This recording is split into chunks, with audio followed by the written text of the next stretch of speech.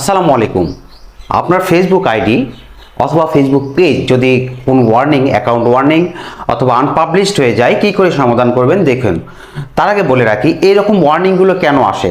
Facebook warning বা unpublished warning কেন আসার কারণ হচ্ছে, বা পেজ ভায়োলেশন আসার কারণ হচ্ছে কমিউনিটি স্ট্যান্ডার্ড না মানা। অর্থাৎ ফেসবুক কমিউনিটি স্ট্যান্ডার্ড যদি আমরা না মানি, এই জন্য ভায়োলেশন বা পেজ আনপাবলিশড হতে পারে অথবা অ্যাকাউন্ট ওয়ার্নিং আসতে পারে।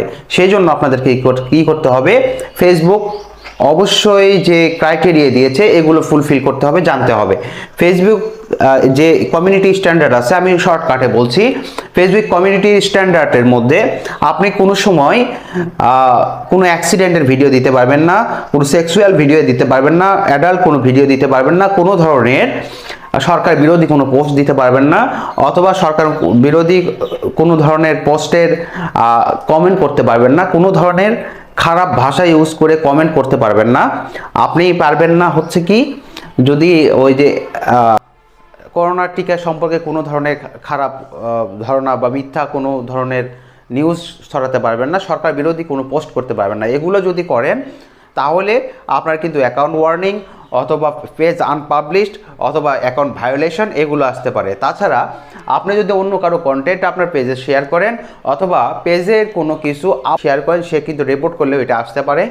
অথবা আপনার পেজে কোনো কিছু শেয়ার করেছেন, সেইটা যদি আপনার আইডি দিয়ে, অ্যাডমিন আইডি দিয়ে শেয়ার করেন, তাহলেও কিন্তু আসতে পারে। আমার পেজেও কিন্তু একটা আনপাবলিশড একটা ভায়োলেশন চলে আসছে। কেন আসছে এটাই বলবো। গেছিলাম 21শে বইমেলা অনুষ্ঠানে, সেখানে একটা লাইভ করেছি। লাইভের মধ্যে পাশে একটা কনসার্ট হচ্ছে, ওই কনসার্টে একটা গান বাজছে, গানের যে সাউন্ডটা আসার পর কপিরাইট চলে আসছে এবং আমরা পেজ আনপাবলিশড হয়ে গেছে। দেখাচ্ছি, আমি সরাসরি ফেসবুকের মধ্যে ঢুকলাম। ফেসবুকের মধ্যে ঢুকে আমরা পেজে ঢুকতেছি। পেজে ঢোকার পর দেখেন আলমগীর টেক টিপস, দেখতে পাচ্ছেন আমার পেজটা আনপাবলিশড হয়ে গেছে, মেসেজ আসছে। যদি এই ধরনের পেজ আপনার কারো আনপাবলিশড হয়ে যায়, সেটা কিভাবে সমাধান করবেন সেটাই দেখাচ্ছি। আমরা কি করব, আমরা আমাদের প্রোফাইল আইকনে ক্লিক করব, সেখান থেকে নিচের দিকে চলে যাব, হেল্প অ্যান্ড সাপোর্টে ক্লিক করব। হেল্প অ্যান্ড সাপোর্টে করার পর রিপোর্টে প্রবলেমে ক্লিক করব। রিপোর্টের প্রবলেম ক্লিক করার পর কন্টিনিউ রিপোর্টের প্রবলেমে ক্লিক করতে হবে। কিছুটা সময় নেবে। তার আগে বলে রাখি যে আপনাদেরকে অবশ্যই কিন্তু দেখতে পাচ্ছেন যে রিপোর্টে প্রবলেমের জন্য একটা চলে আসছে, include report in a report. এখানে কি করেছে, ইনক্লুড ইন এ রিপোর্ট। এখানে দেখেন সিলেক্ট প্রোডাক্ট, এখানে আপনাকে সার্চ করে রাখতে হবে যে আপনার কি খুঁজছেন। দেখেন আমি আমার পেজ সম্পর্কে খুঁজছি, আমি পেজে ক্লিক করলাম। দেখেন পেজ এইরকম একটা ইন্টারফেস চলে আসলো।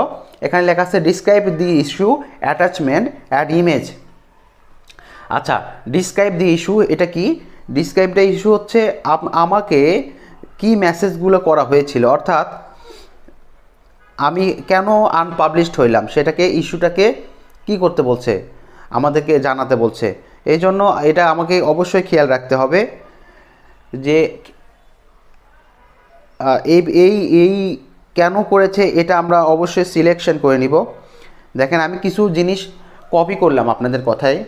ডিসক্রাইব দ্য ইস্যু, তাদেরকে জানাতে হবে যে কি ইস্যুর কারণে হয়েছে। তো আমি তাদেরকে একটা মেসেজ করলাম, তাদেরকে একটা মেসেজ দিলাম যে ডিয়ার ফেসবুক, বাংলায় বলি, আমার পেজটা আনপাবলিশড হয়ে গেছে। আমি বুঝি নাই বা আমার ল্যাকিংস ছিল, এই ল্যাকিংসের কারণে পেজটা আনপাবলিশড হয়ে গেছে। এই ল্যাকিংসগুলো আমি সমাধান করে নেব, আপনি আমার পেজটাকে পাবলিশ করে দেন। এরকম একটা, কিন্তু ইংরেজিতে তো, এই বাংলাতে তো বললাম ইংরেজিতে লিখতে হবে। এই জন্য আপনাকে কি করতে হবে, অবশ্যই ইংরেজি আমি যেভাবে লিখেছি আমি আমার ভিডিও ডেসক্রিপশন বক্সে দিয়ে দেব। এটা সেম টু সেম কপি করে আপনি অবশ্যই এটা দিয়ে দিবেন, তাহলে কিন্তু আপনার কাজ শেষ হয়ে যাবে। আর অ্যাটাচমেন্ট যেটা আছে, ইমেজ যেটা আছে, এখানে কি করবেন, এখানে আপনাকে করতে হবে কি, আপনার যে পেজ আনপাবলিশড নামে যে অপশনটা আছে, এই পেজ আনপাবলিশডের একটা কি নিতে হবে, স্ক্রিনশট নিতে হবে। অর্থাৎ আমি যখন পেজে ঢুকলাম, পেজে ঢোকার পর এখানে পেজ আনপাবলিশড লেখা আছে, পেজে আনপাবলিশডের এই যে এখানে আপনার ফেসবুক আইডি সহ, আইডির নাম সহ বা পেজের নাম সহ এখানে কি করতে হবে, এখানে একটা স্ক্রিনশট নিতে হবে। যে স্ক্রিনশটটা আপনাকে অবশ্যই ফেসবুক টিমের কাছে কি করতে হবে, শো করাতে হবে। সুপ্রিয় ভিউয়ার্স, এই যখন আমরা ফেসবুকের স্ক্রিনশটটা নিলাম, এর পরবর্তীতে যেটা দেখাইছি, আমি আবার পেজে চলে গেলাম, হেল্প অ্যান্ড সাপোর্টে চলে গেলাম, সেটিং অ্যান্ড প্রাইভেসিতে, সেখান থেকে হেল্প অ্যান্ড সাপোর্টে চলে যাব। আচ্ছা, হেল্প অ্যান্ড সাপোর্ট, রিপোর্টের প্রবলেমে চলে যাব, কন্টিনিউয়ের রিপোর্টের প্রবলেমে চলে যাব, যেটা এর আগে দেখাইছিলাম। যাওয়ার পরে এই স্ক্রিনশটটা ওখানে দিতে হবে এবং ফেসবুক টিমের কাছে যেই ডিসক্রাইবটা করলাম ওইটা লিখতে হবে, ইনক্লুড এ রিপোর্ট।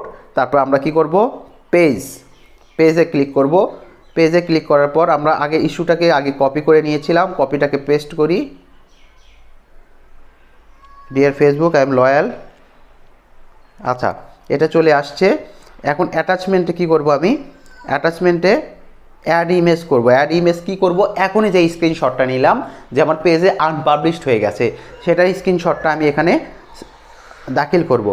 দাখিল করার পর দেখতে পাচ্ছেন এটা নিলাম, নেওয়ার পরে আমার এখানে কাজ শেষ। এখন কি করব, দেখেন এটা নিয়ে নিছি, add image, send a report.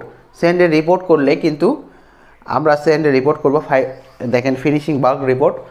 এটা আমরা ফেসবুক টিমের কাছে সাবমিট করতেছি। ফেসবুক টিমের কাছে সাবমিট করার পর তারা যদি মনে করে thanks for your feedback, thanks for your কী যেন বললো, যাই হোক ভুলে গেছি, যে ওনারা ফিডব্যাক দিবেন ফেসবুক কর্তৃপক্ষ।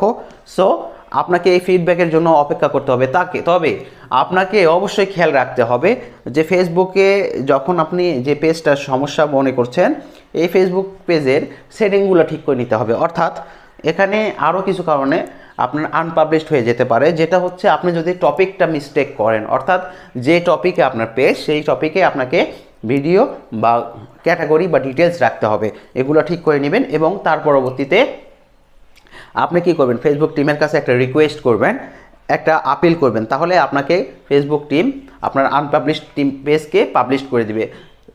এই ছিল আজকের মতো ভিডিও। যদি ভিডিও সংক্রান্ত কোনো তথ্য থাকে অবশ্যই আমার কমেন্ট বক্সে কমেন্ট করবেন এবং ভালো লাগলে ভিডিওটিকে শেয়ার করুন। ভালো থাকুন, সুস্থ থাকুন, এই প্রত্যাশায় শেষ করছি। আল্লাহ হাফেজ, আসসালামু আলাইকুম।